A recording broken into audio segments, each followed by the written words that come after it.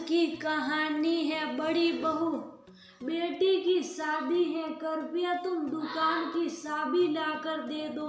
दोस्तों, कहानी शुरू करने से पहले अगर आपने चैनल को सब्सक्राइब नहीं किया हो तो कर लीजिए ताकि आपके पास पहुंचे हर नया वीडियो।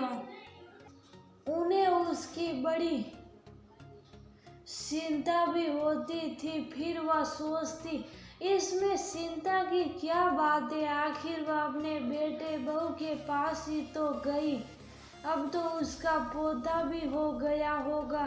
छोटी के दिन अच्छे ही कट रहे होंगे, लेकिन इतनी खुशकिस्मत छोटी बहू भी नहीं थी। जैसे पोता बड़ा हुआ उसे उसका बेटा वापस हवेली छोड़ गया। उसकी हालत, उसकी दयनीय अवस्था की कहानी कह रहे थे।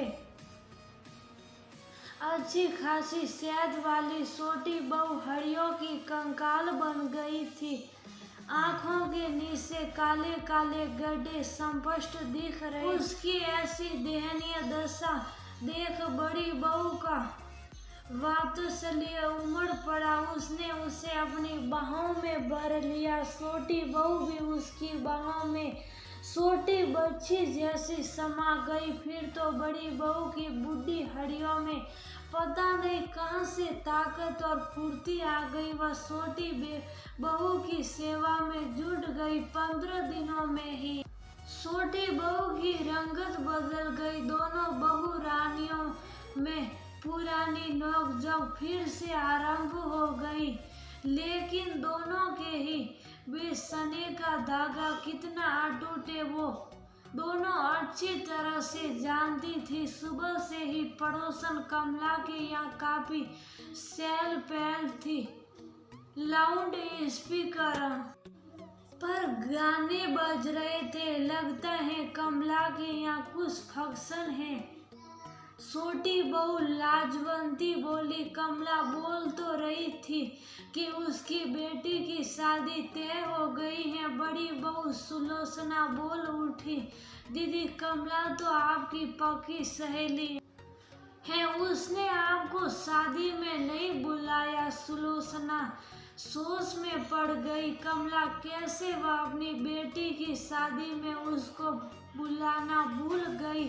उसे बेहद दुख हो रहा था। बुलाती तो कितना अच्छा रहता, बहुत सारे लोगों से मिलना जुलना होता, अच्छे अच्छे पकवान खाने को मिलते। रोज रोज मुंशी जी रूखी सूखी रोटी सब्जी बनाकर ढक कर चले जाते थे। उन्हें ही दोनों भगवान का प्रसाद मानकर शुभ शाप खा लेती थी। अच्छा स्वादिष्ट खाना खाए तो जमाना हो गया था। रात के 10 बज रहे थे।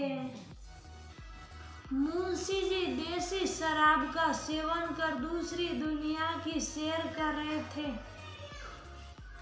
उसी समय दरवाजा खटखटाने की आवाज आई। दोनों बहू रानियां डर गई। इतनी रात में हवेली में कोई आता नहीं था।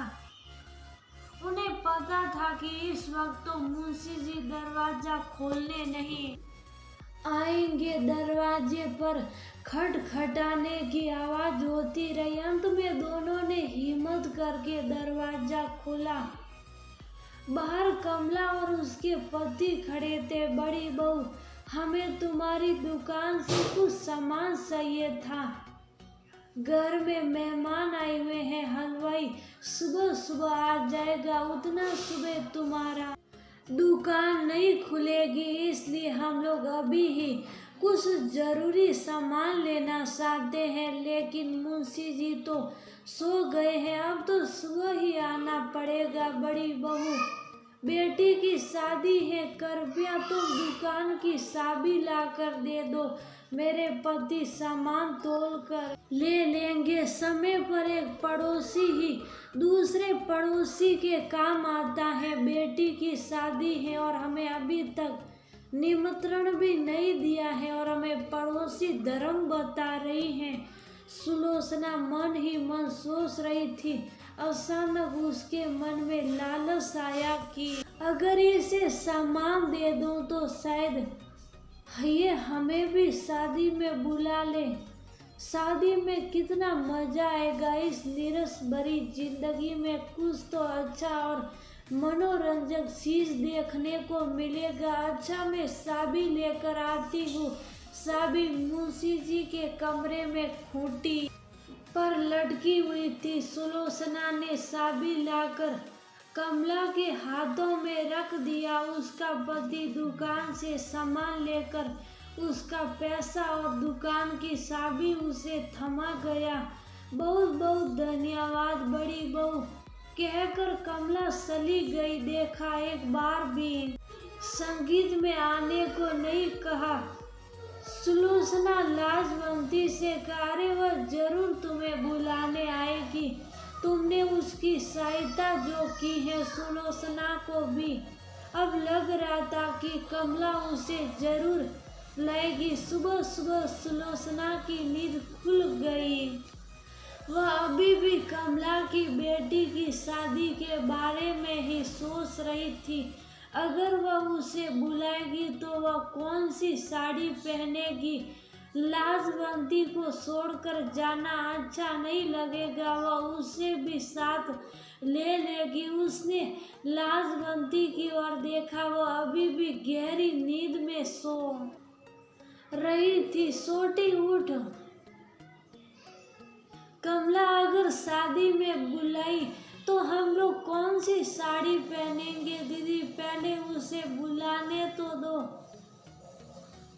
तैयारी पहले से ही करनी होगी ना। बहुत दिनों से हम लोग किसी शादी वादी में नहीं गए हैं। बहुत दिनों से साड़ियों वाला ट्रक भी हमने नहीं खोला है।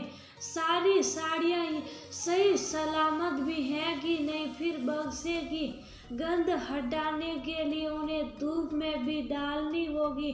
अब छोटी बहू की भी नींद खुल गई थी। दोनों ने मिलकर ट्रक का ताला खोला। फिर उसमें से साड़ियाँ निकाल कर देखने लगी। कितनी प्यारी प्यारी साड़ियाँ हैं। कितने दिनों से इन्हें हाथ भी नहीं लगाया है। वे दोनों मन ही मन सोच रही थी। बहुत देखने के बाद दोनों ने पीले और नीले रंग की सिल्क की खूबसूरत जड़ी बॉर्डर वाली साड़ियों को शादी में पहनने के लिए सुना। उनमें से तेज बक्से की गंध आ रही थी। दोनों ने उसे आंगन में धूप में फैला दिया। साड़ियों में तय की गहरी लकीरें दिख रही थी। इन पर थोड़ी इस्त्री भी करनी होगी। हाँ दीदी, मुंशी जी को बोलती हूँ, वो करवा कर ला देंगे। मैं तो आज अपना नौलखा हार पहनूंगी। तुम्हारे जेठ ने उसे मुझे मेरे जन्मदिन पर उपहार दिया था। बहुत दिनों से उसे नहीं पहना है। आज तो उसे जरूर पहनूंगी। लेकिन दीदी, उसका हुक गड़बड़े, गिरने का डर है। मैं संभाल कर पहनूंगी।